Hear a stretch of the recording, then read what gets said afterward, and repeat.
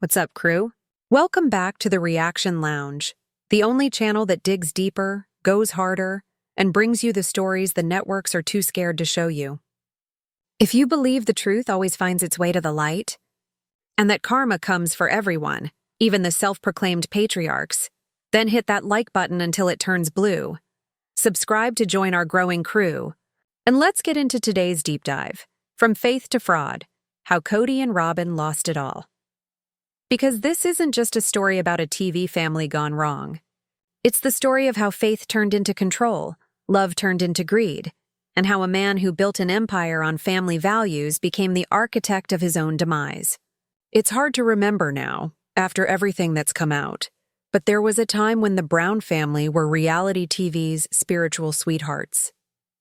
I don't think Sister Wives looked like scandal bait back in 2010. It looked like a message. A family bound together by faith, love, and unity, shattering stereotypes left and right about plural marriage. Kody Brown wasn't any villain then. He's a salesman, likable, charming, full of words about love and equality and choice. They watched it because it was different. The wives smiled. The children laughed, and for a time, it was real. Christine cooked. Janelle worked, Mary kept the peace, and Kody floated around like the sun, convincing everyone that his gravitational pull was holding them together. But even in those early episodes, the truth was there. Quiet, subtle, waiting. You could see it in the way Christine hesitated before speaking. In Janelle's forced patience. In Mary's quiet sadness when Kody's attention wandered. And then came Robyn, the new wife. The disruptor. The one who entered the family not with humility, but with strategy. Her arrival was framed as divine. God told us to add her to the family. But it wasn't a calling. It was a takeover. At first, fans were sympathetic. Robyn was younger, softer spoken, emotional. She cried easily. She said she wanted peace. Yet peace never came. Her presence shifted the family's center of gravity. Instantly, Kody wasn't a husband balancing 4 women. He was a man obsessed with one. And that obsession cracked the foundation of everything. The first signs of favoritism were small. Longer visits, bigger gifts, private calls. Then came the financial decisions. The ones that would, years later, form the backbone of the fraud case. Robyn's house got paid off first. Robyn's kids got new cars. Robyn hired help, a nanny, while the other wives worked overtime. Kody called it taking care of what's most stable, but he really meant taking care of Robyn. The other wives didn't say much. The others had been conditioned to accept inequality masquerading as divine order, but resentment was building. And TLC cameras caught every second of it. Not that viewers quite knew what they were seeing yet. Because here's the thing, Kody wasn't leading a family anymore. He was managing a brand. The show was his product. The women his castmates, and their pain his profit. By the time the family moved to Flagstaff, that truth was impossible to hide. Coyote Pass was supposed to be the family's legacy. 4 homes, side by side, united under one vision. But behind the cameras, the land was a symbol of division. Christine wanted independence. Janelle wanted investment. Mary wanted connection. Robyn wanted control. And Kody? Kody wanted to build a kingdom. The problem was, kingdoms cost money, and his had started running out. The show's ratings were slipping. The kids were growing up. The old storyline, can plural marriage work? Had been answered, and the answer was, barely. So Kody and Robyn started creating new stories. Private accounts, separate businesses, family LLCs. That's when the now infamous name first appeared, K&R Holdings. Fans at the time thought it was a real estate company. It wasn't, it was a siphon. Christine and Janelle's TLC paychecks, once equally divided, were quietly being rerouted. The family fund became a private pipeline one that led directly into the bank accounts of Kody and Robyn. Clean on paper, but in reality, it was manipulation with a spreadsheet. But it wasn't just money that disappeared. It was faith. A man who once preached unity started to preach obedience. The husband who once said, "I love you all equally," started measuring worth in loyalty. And in those confessionals, you could see it, that spark of arrogance. that gleam of control. Kody wasn't just managing wives anymore. He was managing narratives. When Christine confronted him, she was being selfish. When Janelle stood her ground, she was disrespectful. When Mary begged for affection, she was needy. But when Robyn cried, she was misunderstood. Every episode turned into a sermon about how everybody else was wrong, except him. And then came the pandemic, the breaking point. He claimed he was protecting his family. But his rules became weapons. His protocols turned into walls that separated him from every wife except one. Christine implored him to visit. Janelle's sons begged to see him.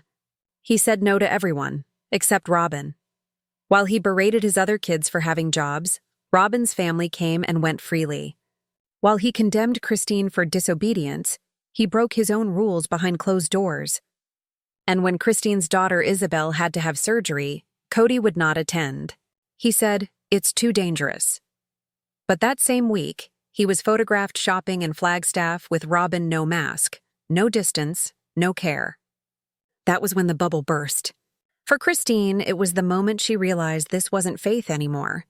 It was fraud. A man using religion to justify selfishness. A husband using God to disguise greed. She walked away, and with that one act, she pulled the first thread that unraveled the entire web. Behind the scenes, producers panicked. They tried to spin it as a crisis of faith, a rough patch. But what was really happening was a financial implosion. Christine's exit meant Kody lost control, and when he loses control, he loses revenue. He covered it by doubling down on the family's business accounts. He moved money faster, reclassified assets, shifted ownership titles. But paper trails don't lie. And when Christine and Janelle's lawyers got their hands on those bank records, the story changed forever. An empire built on faith was now being investigated for fraud. And that is where the fall really began. Because what started off with whispers on Reddit became testimony in court. What started as family decisions became evidence. And what started as a marriage built on faith became a headline built on betrayal. The courtroom was packed, every seat filled, every whisper tense.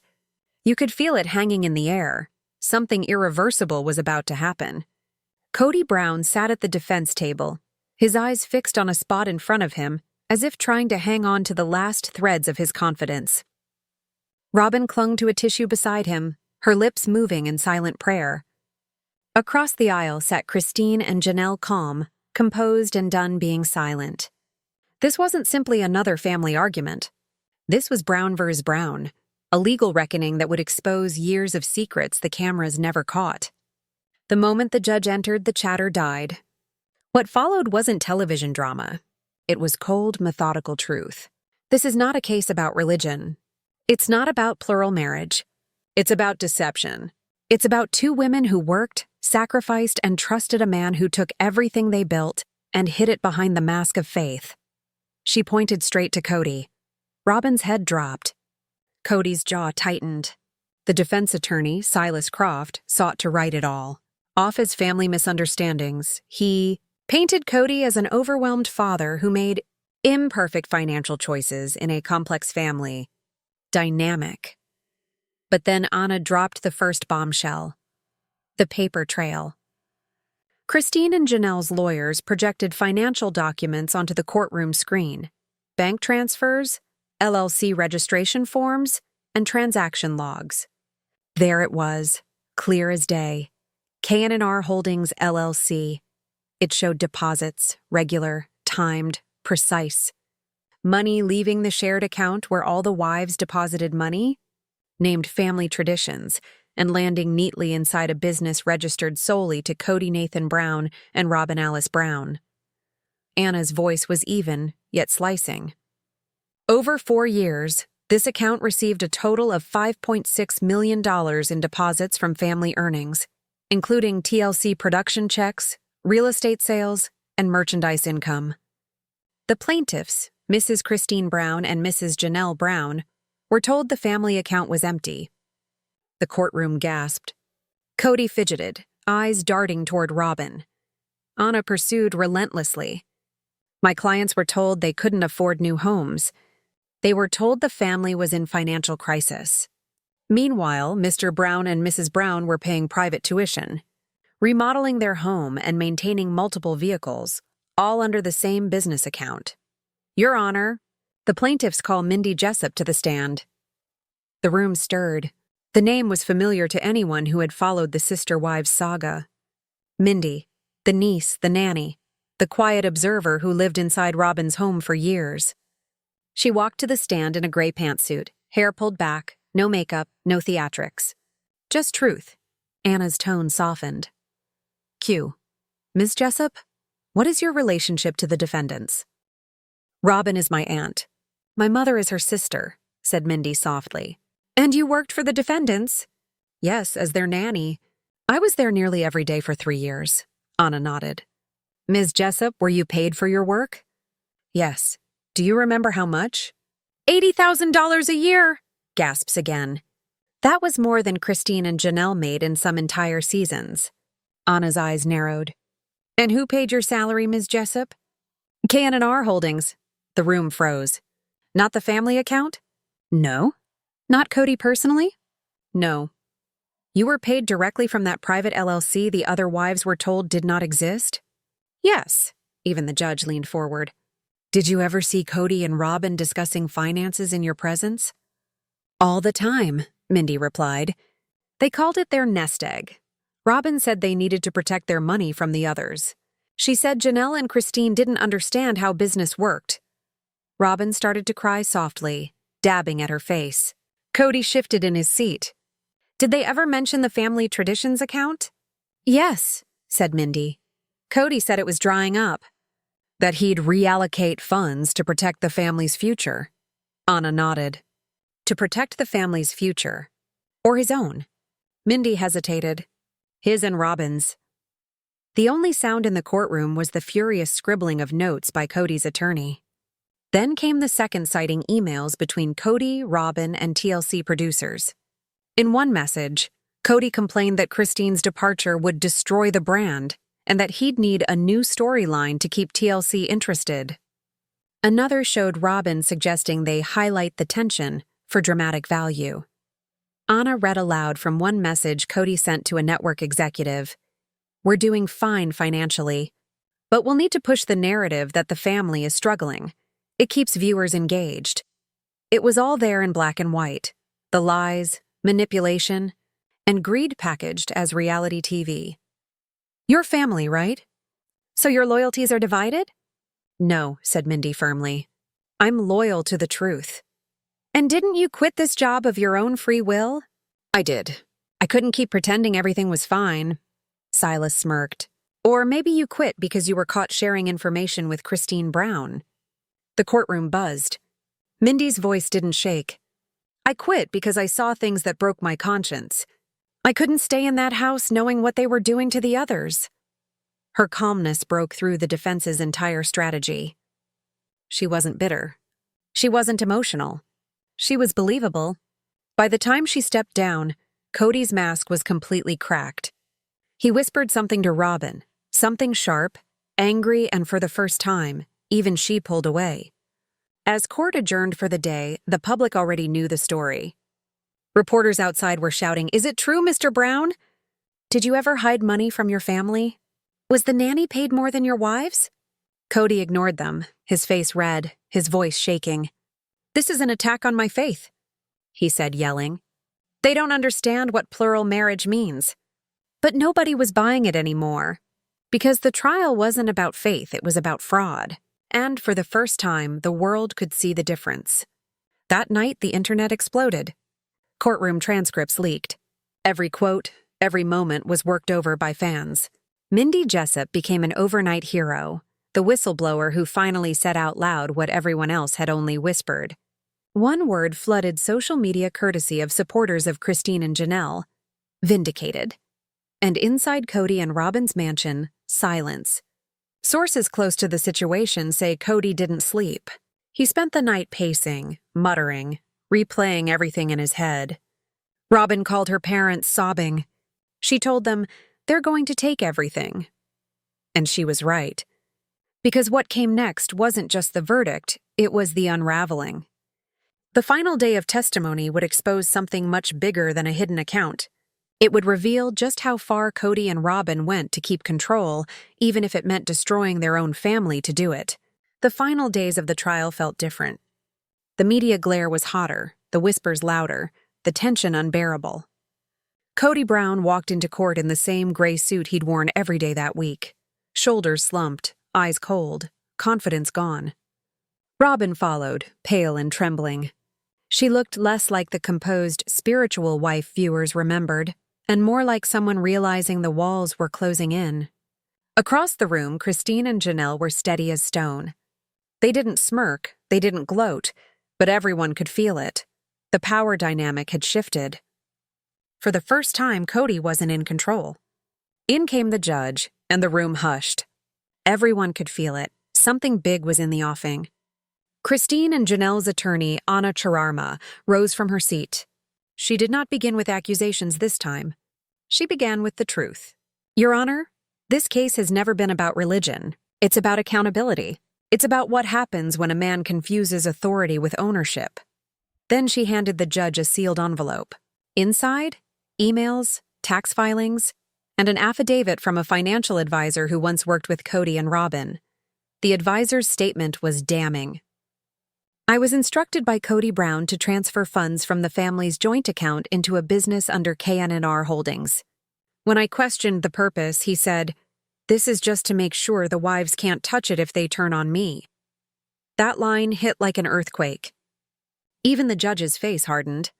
Kody shifted in his seat, his lawyer whispering frantically, but Anna wasn't done. We have here documented proof that Mr. Brown used deception, not only against his wives, but against the very company that made him famous. TLC production funds, advertising partnerships, and appearance fees were diverted from shared accounts to this private LLC. She flipped to another page. And here's the worst part. The paperwork naming Robyn Brown as the co-owner and sole beneficiary upon Kody's death. Robyn buried her face in her hands. The crowd gasped. They weren't just hiding money, Anna said quietly. They were hiding intentions. Then Kody's defense took the reins, and they looked defeated before they even got started. His attorney, Silas Croft, tried to spin it as protective planning. My clients were afraid that they would be cut off. They were protecting their share of the proceeds. They acted in good faith. Anna stood forthwith. Good faith does not mean creating fake companies and lying to your family about it. The judge nodded. It was then that Anna introduced her final piece of evidence, an audio clip. She warned the court that it was difficult to listen to. The lights dimmed slightly as the recording played. It was Kody's voice, unmistakable. Loud, arrogant, confident. If Janelle or Christine ever try to come for me legally, they'll never find a dime. I have moved it. It's all under KN&R. They can take their sob stories somewhere else. I built this family. It's mine to protect. The audio stopped. Silence. The tears fell freely now from Robyn. Kody sat frozen, the realization setting in that there was no spinning this. The mask was gone. Then came the moment no one expected. Kody took the stand. He wanted to explain himself to control the narrative for one last time. His lawyer seemed uncertain, but Kody insisted. He stood, straightened his tie, and addressed the court. I'm not a bad man. I built something beautiful that the world just didn't understand. We were trying to live differently. We were trying to show love in a way people judge. The money, it was a misunderstanding. I was just protecting what was ours. Anna cut in. What was ours, Mr. Brown? Or what was yours? He glared at her, voice cracking. I was protecting my family. Anna, which one? The courtroom erupted. The judge called for order, but it was too late. That line had ended the debate. When it was Robyn's turn to testify, she could barely speak. Her mascara streaked, her hands shook. She said Kody had told her it was normal to create private accounts, that he knew how to handle the finances. Anna's tone softened. Mrs. Brown, did you ever question these actions? No, Robyn whispered. He said it was for us. For our kids. For the ones who stayed loyal. Anna nodded. So loyalty meant obedience? Robyn didn't respond. Outside the courthouse, media frenzy exploded. Headlines everywhere screamed the same message. Audio exposes Kody Brown's secret empire. They'll never find a dime. Brown patriarch caught on tape. It was no longer just a family scandal, but a national humiliation. Inside, Christine and Janelle said nothing. But witnesses recalled that when the audio had played, Janelle's hands had clenched and Christine whispered, "Finally." The next day, Anna gave her closing argument. For years, these women were told they were being disloyal for questioning a man who deceived them. They were told to trust, to obey, to sacrifice. And when they finally asked for honesty, they were punished. That is not love. That is control. That is exploitation. She turned toward Kody. This is what happens when a self-proclaimed prophet mistakes greed for leadership. Silence again. By then, everybody knew the outcome of the verdict, which still did not avert an unbearable tension. Kody sat stiffly, his jaw tight, eyes red. Robyn's head was bowed as tears fell silently. Christine and Janelle leaned forward slightly, bracing for the moment they'd waited years to hear. The judge had spoken in a clear, unwavering voice. The court finds for the plaintiffs on the counts of financial misrepresentation, breach of fiduciary duty, and emotional distress. Christine closed her eyes. Janelle exhaled. The damages will be awarded in the sum of $5.6 million. Robyn openly sobbed. Kody murmured under his breath, "This isn't justice." The key,